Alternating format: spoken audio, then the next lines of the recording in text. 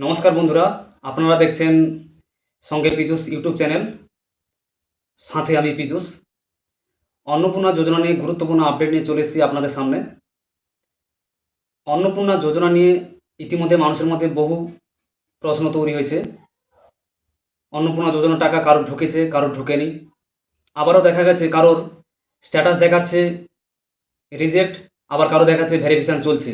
ইতিমধ্যে অন্নপূর্ণা যোজনা নিয়ে সরকার ঘোষণা করেছে যে 25 থেকে 60 বছর বয়সী মহিলারা এই প্রকল্পের আওতায় টাকা পাবে এবং তাদের ডিবিটি লিঙ্ক যুক্ত অ্যাকাউন্টে এই টাকা ক্রেডিট হবে এবং পাবেন না কেবলমাত্র সরকারি পেনশনভোগী ও পঞ্চায়েত কর্মীরা যেনারা আছেন তেনারা এই টাকা পাবেন না।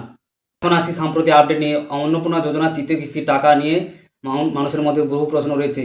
ইতিমধ্যে সরকারি তথ্য অনুযায়ী যেটা জানা গেছে যে আবেদনকারীর অধিকাংশই অ্যাকাউন্টে টাকা ঢুকে গেছে। এবার যারা আবেদন করেছিলেন তাদের মধ্যে অনেকের রিজেক্ট দেখাচ্ছিল, যাদের ভেরিফিকেশন দেখাচ্ছিল তাদের যাচাইয়ের প্রক্রিয়া কাজ এখনও চলছে, এটা জানা যাচ্ছে। আপনার আবেদন যদি আগে বাতিল হয়ে থাকে এটা আপনি মনে করবেন না যে সব শেষ হয়ে গেছে। আপনিও পরবর্তীকালে আবেদনের আওতায় আসতে পারেন। আরও একটি গুরুত্বপূর্ণ তথ্য আপনাদের দিচ্ছি। নতুন উপভোক্তাদের অন্নপূর্ণা যোজনার আওতায় আনার জন্য প্রক্রিয়া চলছে। পর্যায়ে নতুন উপভোক্তাদের অন্নপূর্ণা যোজনার আওতায় আনার জন্য প্রক্রিয়া চলছে। আপনার যদি চূড়ান্ত তালিকায় নাম না এখনও এসে থাকে তাহলে আপনি আপনার স্ট্যাটাস চেক করে রাখুন।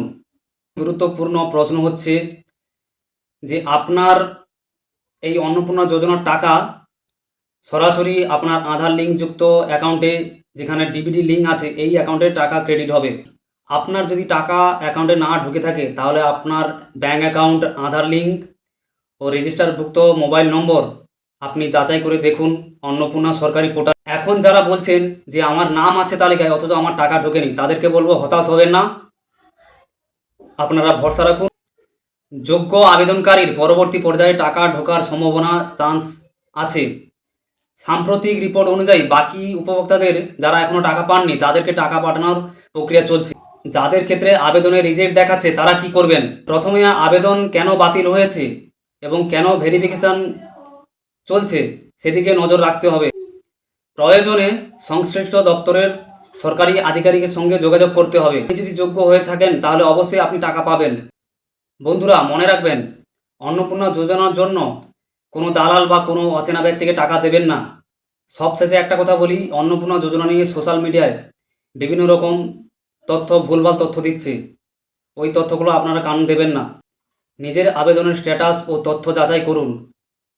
আপনার যদি অন্নপূর্ণা যোজনার টাকা না ঢুকে থাকে তাহলে আপনি আমার কমেন্ট বক্সে রিজেক্ট, অ্যাপ্রোভেড, ভেরিফিকেশান এগুলো কমেন্ট করে লিখুন।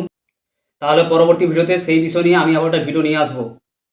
ভিডিওটি উপকারী বলে মনে হলে একটি লাইক করবেন এবং ভিডিওটি অন্নপূর্ণা যোজনার উপভোক্তাদের শেয়ার করে দিন।